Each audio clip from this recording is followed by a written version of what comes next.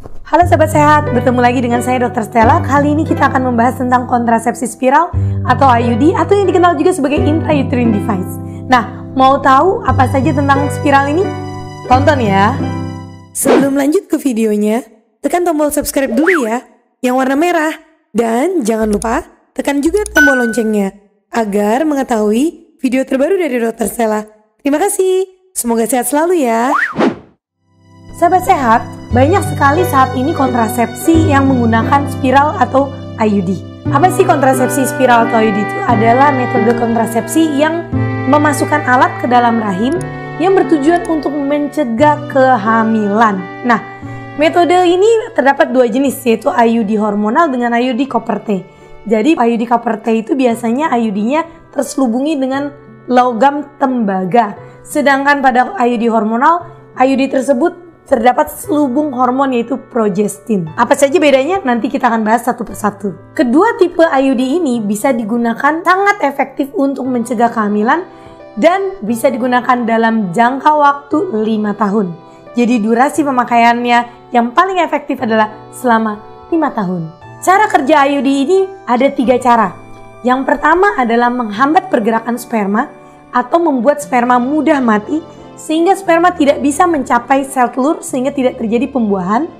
Yang kedua adalah membuat lapisan dinding rahimnya menjadi tidak baik untuk penempelan embrio sehingga sel telur yang sudah dibuahi tidak bisa menempel pada dinding rahim. Dan yang ketiga, terutama pada IUD hormonal, dia akan meningkatkan tingkat kekentalan lendir mulut rahim sehingga sulit untuk ditembus oleh sperma.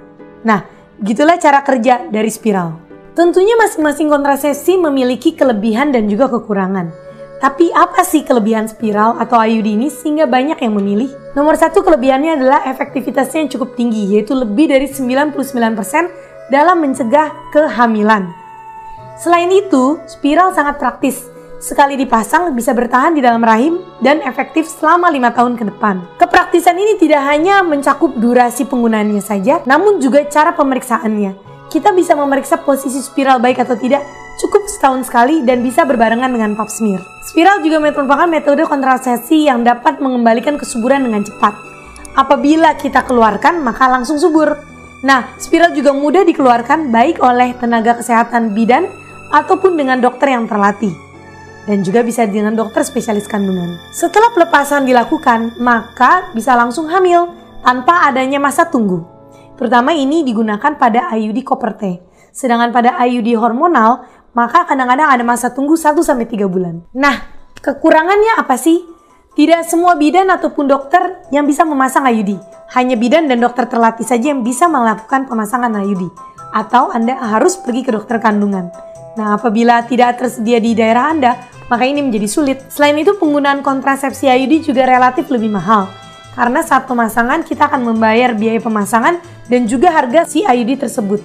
Namun apabila kita bagi dengan penggunaan yang bisa digunakan selama 5 tahun, maka akan menjadi relatif lebih murah. Nah, ada resiko infeksi pada pemasangan awal, yaitu terutama di 3 minggu pertama. Oleh karena itu diharapkan pada 3 minggu pertama, pengguna IUD memperhatikan gejala-gejala yang terjadi. Apabila ada nyeri, demam, ataupun lendir vagina yang berbau, segera kontak dokternya. Juga ada resiko perforasi pada penggunaan spiral, terutama pada pemasangan yang sulit. Nah, jadi harus hati-hati. Biasanya gejalanya adalah perdarahan terus-menerus. Pada rahim yang besar, contohnya pada pasien yang memiliki anak lebih dari 3, biasanya IUD akan mudah merosot atau bahkan keluar atau ekspulsi. Ini hati-hati. Karena apabila IUD merosot, maka efektivitasnya menurun dan bisa terjadi kehamilan. Selain itu, IUD tidak bisa memproteksi dari penyakit kelamin ataupun penyakit infeksi menular seksual. Jadi, walaupun menggunakan IUD, kita tidak terbebas dari infeksi tersebut. Kali ini banyak sekali yang bertanya, apa sih perbedaan penggunaan IUD copper T dengan IUD yang hormonal, yang mengandung hormonal. Nah, tentunya ada beberapa perbedaan mendasar. Karena yang satu tidak mengandung hormonal, yang satu mengandung hormonal, tentunya yang kita lihat adalah siklus menstruasinya tentu berubah. Pada IUD yang hormonal, dalam 3-5 bulan pertama biasanya akan kacau dulu menstruasinya. Karena ada hormon yang keluar dan disalurkan ke dalam tubuh kita. Nah, setelah tubuh kita mencapai keseimbangan, maka menstruasinya akan menjadi jarang ataupun darah menstruasinya menjadi cukup sedikit. Bahkan pada 50% perempuan tidak mengalami siklus menstruasi selama 5 tahun penggunaan IUD hormonal. Nah, sedangkan pada IUD copper T atau yang menggunakan tembaga, hal ini tidak terjadi karena IUD copper T tidak mengandung hormonal. Malah karena IUD copper T ini merangsang peradangan steril di dinding rahim, biasanya menstruasinya akan bertambah lebih banyak darahnya. Nah, oleh karena itu kadang-kadang keluhan pasien adalah darah menstruasinya cukup banyak. Selain itu, terjadi perbedaan efek samping. Pada IUD hormonal, biasanya efek samping hormonal juga terasa.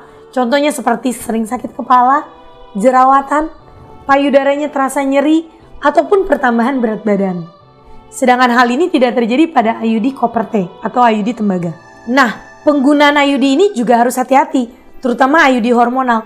Tidak boleh digunakan pada pasien yang memiliki riwayat kanker payudara ataupun pada riwayat keluarga yang memiliki kanker payudara. Sedangkan IUD copper T dapat digunakan pada pasien yang memiliki riwayat kanker payudara ataupun keluarga yang menderita kanker payudara. Demikianlah serba-serbi tentang IUD ataupun kontrasepsi spiral. Nah, apabila kurang jelas, tulis di kolom komentar ya. Jangan lupa untuk share juga. Sampai bertemu lagi di video selanjutnya. Semoga berguna. Dah.